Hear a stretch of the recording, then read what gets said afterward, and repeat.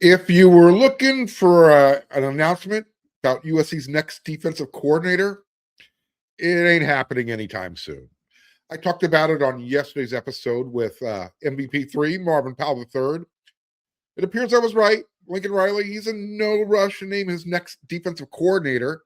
I'll tell you why coming up on this episode of Locked on USC. Plus, talk about some names you need to remember coming up for this 2026 season. And we're going to dip into Locked on USC's mailbag. Again, all that coming up on this episode of Locked on USC.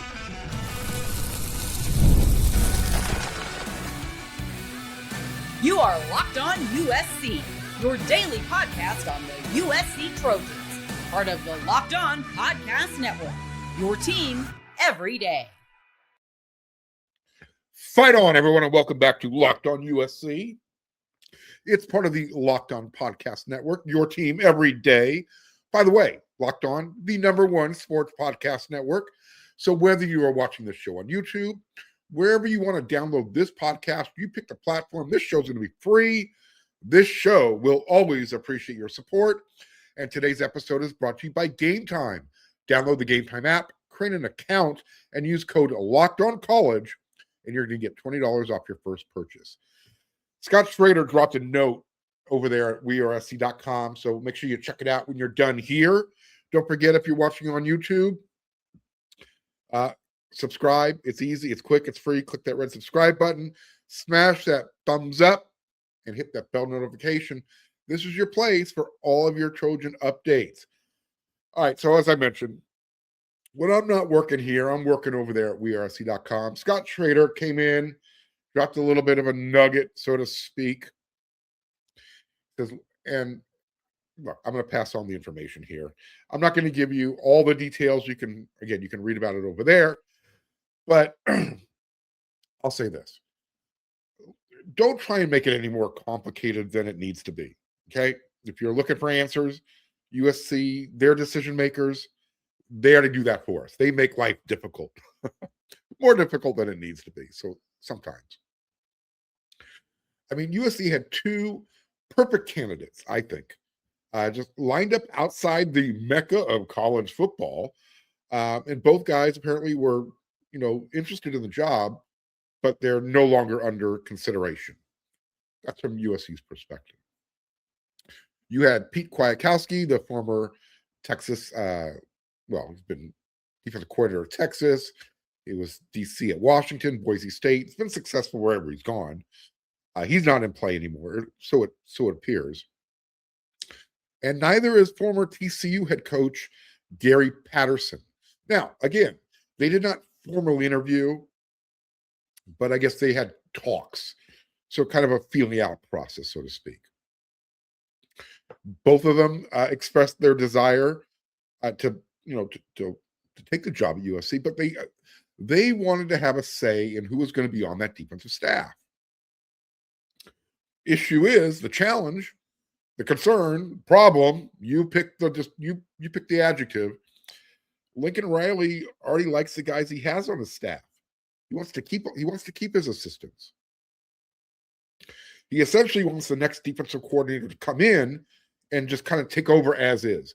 Move into the fully furnished model home. You've been in some of those new homes. They're really nice. I'll tell a story about that one day. Me and the ex, she and I, what we used to do. Anyways, going down a rabbit hole. He really likes his defensive staff. Remember what he said after the Alamo Bowl, what Coach Riley said? I definitely don't want to press reset because I think we've made a lot of improvement and we've got a hell of a defensive staff in there, end quote. He's right. He has a good defensive staff. What he's looking for, part of the search, what's involved with the search, is he's looking for a defensive coordinator who's bringing a philosophy, a scheme that is going to complement the offense. And Coach Riley's offense, pretty fast, pretty aggressive. They can get some. What I loved about 2025 It's those long, extended drives on offense, 8, 9, 10 plays, sometimes more than that took time off the clock. I love that because you had the running game involved, the tight ends were involved, everything was involved. So he's not looking for a defense that eats clock. He needs one that gets off the field so his offense can go back to work. And it's that last part, it kind of cuts both ways.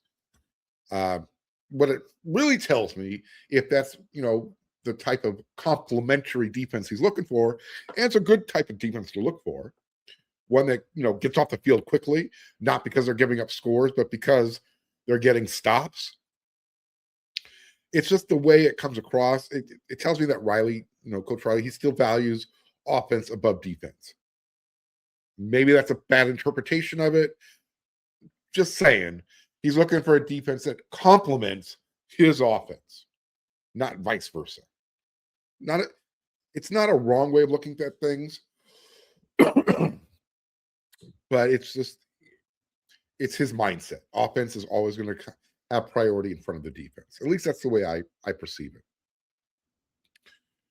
I said this on this week's episode of Inside the Trojan Huddle. Again, part of the wearesc.com website. Make sure you check it out. What I said was, the longer this search goes on, the more I believe what I already knew. I've known this all along. Just been, kind of hesitant just to kind of go all in on it, but it's starting to look like it, starting to feel like it. I think Coach Lincoln Riley is going to hire from within. I really do. He can, and once he does that, he can say, hey guys, we did a really thorough search. That's why it took so long. And because of that, we came to the conclusion we've got the guys we need right here.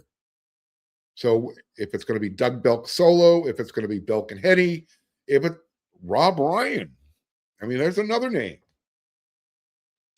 So I would just say, don't be surprised if USC waits, for the NFL and the college football season to come to an end before naming its next coordinator.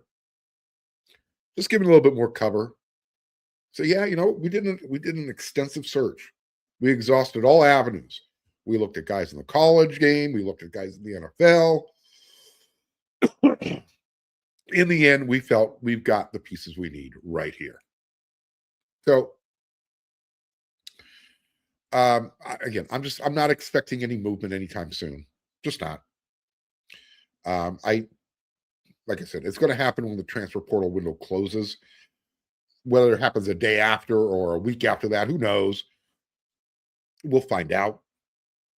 But transfer portal closes January 16th. If the issue is coming down to keeping the guys who are already on staff, if that's the issue, why an outsider doesn't want to take over, the question is why. Not why those guys don't want to take over. I've already explained that. They want to have a say in who's assisting them on the defensive side of the ball. Familiarity, understanding the scheme, the verbiage, the terminology, all that stuff. The question is, why does Coach Riley want to maintain his assistant coaches he has on defense? Like, I like each of these guys. I got nothing against any of them. It's not like I say, you know what, we got to get rid of that guy. But here's an honest question for the listeners, for the viewers, right? Take off the cardinal and gold glasses. Try and be as unbiased as possible. Look at it. Pretend you are just an outside observer. Okay? Here's the question. Ask yourself. Are the guys on USC's defensive staff, are they better recruiters than they are technicians, teachers? Because a lot of what's going on here is you don't want to upset the 2026 recruiting classes coming in, or any of the guys who are on the roster right now who might not be happy with the choice. So you extend it out, you wait till the transfer portal window closes, everybody's locked in, can't go anywhere, at least for a year. So is it because these guys are great recruiters, or is it because they're truly great teachers, great developers? So, did you see the growth and development you were looking for in the front seven? Ask yourself that throughout the season. I'm not saying there weren't moments. There were. So look at it from this point of view. Do you like how the players played before the second half of the game started? Okay. Is that a defensive coordinator situation where Lynn just couldn't get the guys ready? Remember, the players play for their position coaches. That's who they're kind of committing to.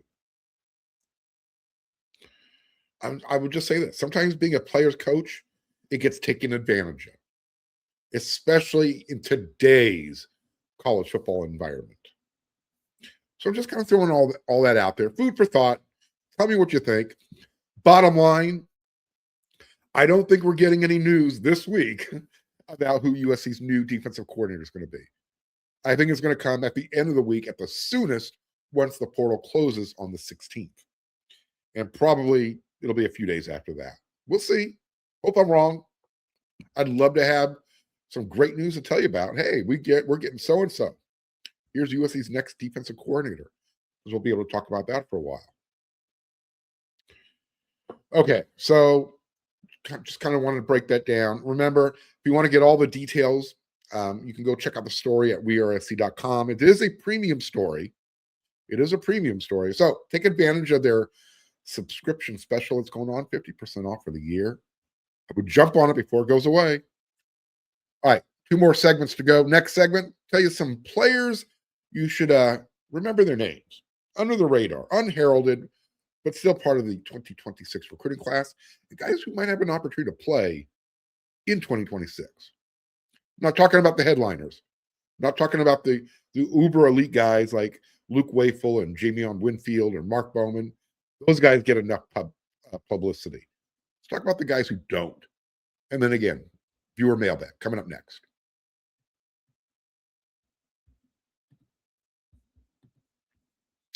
The new year is here, and it's the perfect time to reset your routine and refresh your space. If you're spending more time at home, you might as well love how it looks and how it feels, right? Of course. That's why you should turn to Wayfair. It's the one-stop shop for getting your home back on track. From bedding and mattresses to storage solutions for every room, Wayfair makes it easy to start their year fresh. Wayfair has everything you need for a full home refresh, and it's all in one place. Whether you're updating your living room, organizing your space, upgrading your work from home setup, Wayfair's huge selection makes it easy to find exactly what works for your style and especially for your budget. And I love that you can find all the pieces that I wanted. In fact, they match my style without spending a fortune. You're going to love that too. Shopping is easy. Delivery is smooth. Everything arrives exactly as anticipated. Get organized, get refreshed, get back on track this new year for way less. Head to wayfair.com right now. You're going to shop all things home. That's WAYF like Frank, AIR.com. Wayfair, every style, every home. Thank you. Thank you for making Locked On USC your first listen of the day, every day. It's part of the Locked On Podcast Network, the #1 sports podcast network, your team every day. All right, I need to remind everybody who likes to listen to this show on their favorite podcast platform, they don't like looking at this face, and I get it, I understand it. I don't like looking at this face sometimes. You have an opportunity to level up. You get a chance to listen to this show ad-free. You already live USC every day, right? Take it up a level. Go ad-free. You can join the Everydayer Club, and you're going to get Locked On USC with no interruptions. You're going to get their members-only Discord access. You get more than just that. And you can get it all for just $5 a month, $50 a year. Check out the link in the show's description page for more information. Okay, so we always talk about the big-time athletes, the elite talent that's part of the #1 ranked recruiting class in 2026. What about some of the under-the-radar guys? The guys who get overlooked. I want to talk about those names. The unheralded guys. Those guys need a little bit more love, right? I'll be super surprised if guys like Luke Wayful, Jamie Winfield, Tom Tapui, Samote Katoangana, if those guys are not big time contributors sooner rather than later. But let me ask you about a few other names, right? Everyone agrees. Those guys, they've got star written all over them. If I give you the name Jake Johnson, what's the first thing you think of when I say his name? Okay. Well, he's another defensive lineman from Texas. Defensive tackle. Big dude. 6'3", 290 pounds. He committed to USC in the spring of 2025. And he has not relented. He took no more visits. He was like, USC is the place to be. He said Coach Henny won him over as a guy who likes to have fun while working hard, but then all of a sudden he flips that switch when it's time to get serious. Jake Johnson said this: I knew USC was the place for me when I first got out there.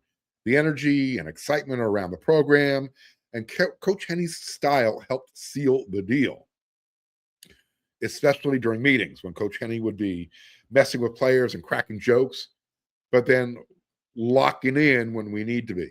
That's my favorite way of coaching. Okay. Maybe there's some insight there. Maybe that's what Coach Riley's looking into. That's why he's hesitant to give up on any of these guys. He's got coaches, stars in the making in the coaching ranks.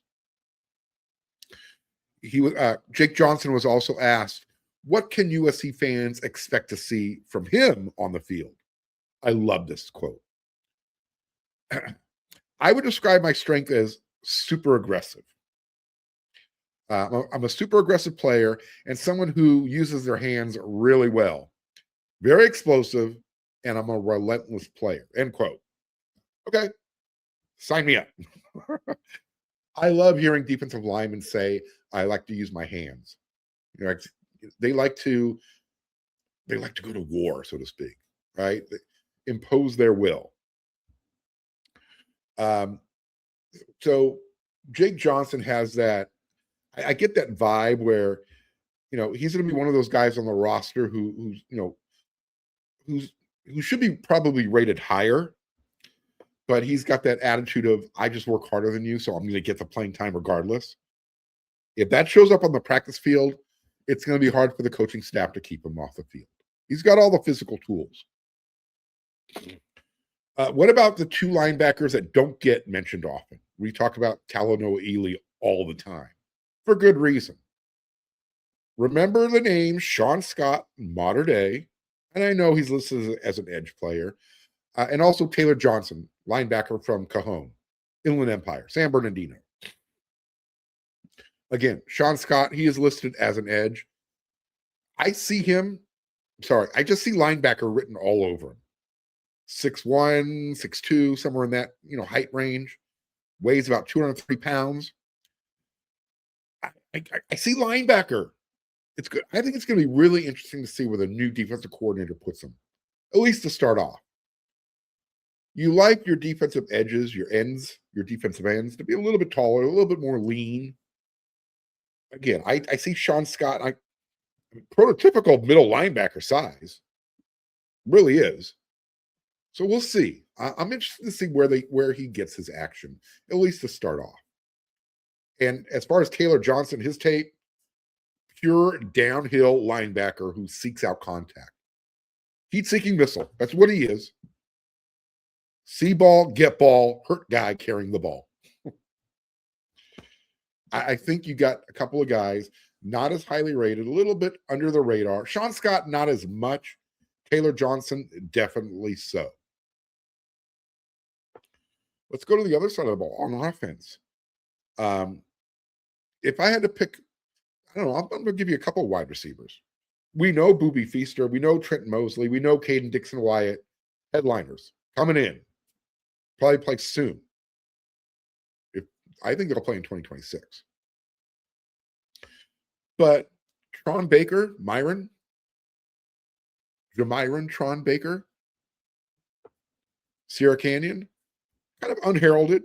He's been one of the guys who's been committed to USC the longest.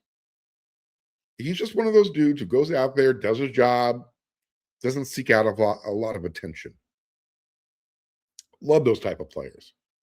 So do not be surprised if you see Tron lining up in the slot, pressing for playing time.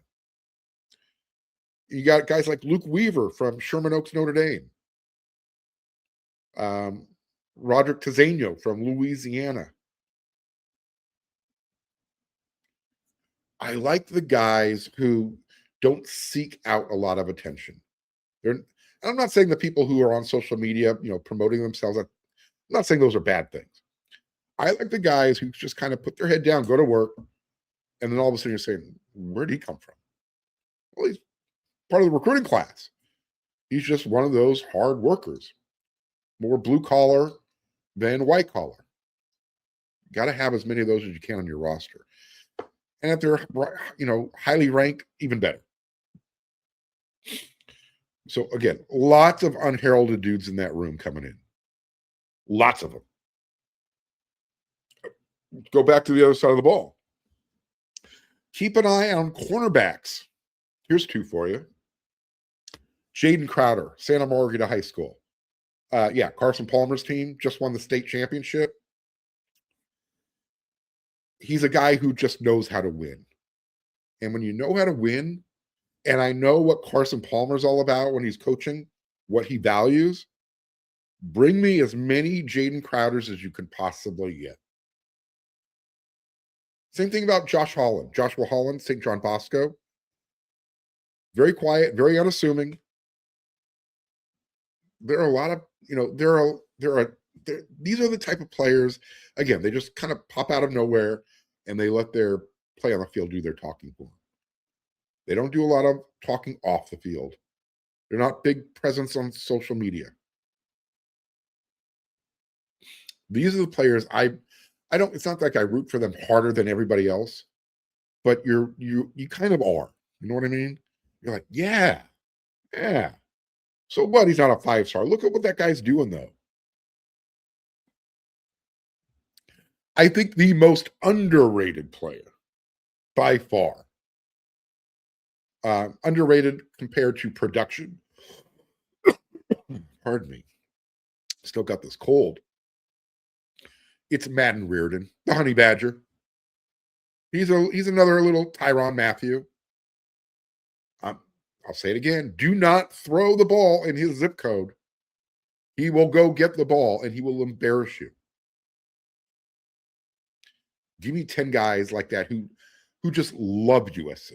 I mean, he loves and bleeds USC as much as I do. Maybe more. He gets to wear the cardinal and gold. He gets to put on the helmet. He gets to bleed it. I envy that. Envy all these players. But Madden Reardon, he wants to be at USC. And he looks at his star ranking and says, all right, I'll show you. His star ranking is because of his size. Do not think that because of his size, he's not willing to fight you. He will. He'll bite you. He'll probably bite you first. So, again, just some of the guys who don't get all the notoriety. They're not the Mark Bowmans of the world. They're not the Sean Alstons. Not the Brandon Lockharts. These are just the guys who are like, all right, I'm ready to work. I'm going to go to work. Get out of my way. All right, so you got any other names? Who did I leave out? Who did I forget? Everyone? I just don't have enough time to mention all the names. So kind of just, we'll pin the tail on the donkey, throw the dart, see what sticks, pick the name. Let's talk about them. Next segment, I got a few questions from the viewers and listeners to Locked on USC. We're going to dive into the mailbag. That's coming up next. There is nothing like the college football season. The tailgates, the packed stadiums, being right there in the middle of it all, the energy, the bands, the moments you're going to remember forever. What you don't like to remember forever is getting tickets. That part used to be really frustrating. You had to get in those long lines, those long queues. If you're doing it online, you log in, all of a sudden you find, oh, I got to log back in. I got logged out somehow. And then when you're ready to check out, the price jumps. Like, where did this come? Where did this happen? That's why Game Time gives the advantage back to the fans. It's the easiest way to unlock amazing college football tickets and experiences, and you can do it in just a few taps. You'll love being able to see the view from your seat before you buy, so you know exactly what you're getting before you check out. Game Time has these zone deals that really stand out. You pick the section, Game Time picks the seats. You save even more money. Take the guesswork out of buying college football tickets with Game Time. Download the Game Time app, create an account, and use code LOCKEDONCollege for $20 off your first purchase. Terms apply. Again, that is code LOCKEDONCOLLEGE, and you're going to get $20 off your first purchase. Download the Game Time app today.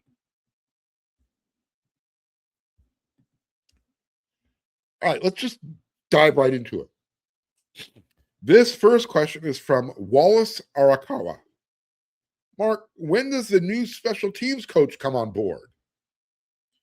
At first, I was asking myself, is this a trick question, Wallace? I mean, since when does Lincoln Riley have a dedicated special teams coach? Did I miss the memo? Did he say that's happening? I would love it if it was. I'll tell you what, this is what I would say. If Lincoln Riley is finally going to get a dedicated special teams coach, you know who I would call up first? Been at USC before. This is what he does. He doesn't have any other aspirations, as far as I'm aware of. Go see if John Baxter wants to come back to USC. See if he's available. Last time I looked, I believe he was up there at Fresno State. Wonder if he'd want to come back to USC. But to answer your question, Wallace, I don't know, because Coach Riley, that's not part of his philosophy. He's all about everybody on the coaching staff is involved, because he doesn't like coaches just standing around if they're not involved with special teams. It's a waste of time. I'll tell you what's a waste is watching USC special teams perform on the field, especially after they take a lead in the game and all of a sudden they're giving up a kickoff return for a touchdown, punt return for a touchdown, or whatever. That's got to stop. Saw that twice last year. Don't want to see it once in 2026. From Bob Springer, everydayer. Mark, what's going on with Alex Graham? He hasn't resigned yet, and everybody's starting to get a little nervous, a little itchy. Look, I can't get into the details, so all I will say is this. As far as I've been told, it's not so much about the money with Alex Graham, how much he's worth. That's not the issue, okay? It's more about how the negotiations are going down. Again, I can't really get into the details of it. This is one of those times I wish I could say more. I really do. But when the time is right, I'll explain how it all went down. Well, I guess what I'll say is this. I think the player should be allowed to decide who he wants to represent him. I'm just going to leave it there. Again, not going to go into the details right now. I will say this should have been done weeks ago, and it probably should have been. Okay. So, again, when the time is right, someone will remind me, and I'll say, all right, well, this is what the situation was. Next question is from Trey Gibson, 957. Hey, Mark, any word on the team replacing Notre Dame on the schedule? Trey, mum's the word. Actually, everyone knows that the bird is the word. If you know that song by the Trashmen, it's stuck in your head now forever, right? Bird is the word. Now it is. I don't know. No, we don't have any word on who USC's third out-of-conference game is. I wish I knew, Trey. I really do. All I know is it's not going to be Notre Dame, and I will throw a conniption fit. I will go. I will raise holy hell if it is an FCS team. Right now, it's Fresno State. It's Louisiana, formerly known as Louisiana Lafayette. I don't know. I wish I did. But I think this is what we should do, Trey. Let's start a betting pool. Which gets announced first? USC's next defensive coordinator or out of conference game number 3? We know it's going to be a home game. That I can tell you. That I know. Because USC they want at least 7 home games every season. So you look at their schedule, conference schedule. They're playing Fresno. They're playing Louisiana, both of those games at the Coliseum. I'm going to assume third out of conference game will be the same. The next question is from Gordon Ames, 1892. Any news on Alani Noah? Well, all I know is this. He has not re-signed, and he's been away from the program. He wasn't in San Antonio. I want to just remind everybody. I think Alani is just doing some soul searching right now. Remember, as a true freshman away from home, and I get it, Sacramento's not that far from LA. Nevertheless, as a true freshman away from home for the first time, he lost both of his parents in the same year. Okay. That's not an easy thing to navigate at any age, let alone 17, 18 years old. It just isn't. So I think this is more of a personal decision that's going on right now. It's not about getting paid. It's not about, I think it's more about, is football what he wants in life? Bottom line is this. You can't just not show up one day ghosting your teammates and your coaches, because that's essentially what happened. I hope something changes, but I'm not feeling Alani Noah and USC being together in 2026. Hope I'm wrong. I'd love to be wrong. I think it would be fantastic if that young man can come back and start for 4 years at right guard. Think about that. 4-year starter at the offensive line. That doesn't happen often. It especially in today's college football. If you're a starter for 3 years, you're usually going to the NFL after that. So if I hear anything, I will let you guys know, but I wouldn't press this issue too hard. This is something that young man's just got to work out whatever he's working out. And when the time is right, we'll go into the details and we'll go from there. Let's remember, we root for these young men because they play football for our favorite team, USC. They're still human beings. There's still stuff going on inside here, in their heart, inside their head. They're no different than you and I. Okay. That's it for this episode of Locked on USC. I'll be back again tomorrow with another one. Might have a special guest, might not. But I will have news and information about USC football and anything else that comes up. We'll talk about USC's basketball game against Maryland, the win. And then they take on number 5 Purdue later on this weekend. Lots of stuff coming up. So until the next episode, everyone, you know what to do.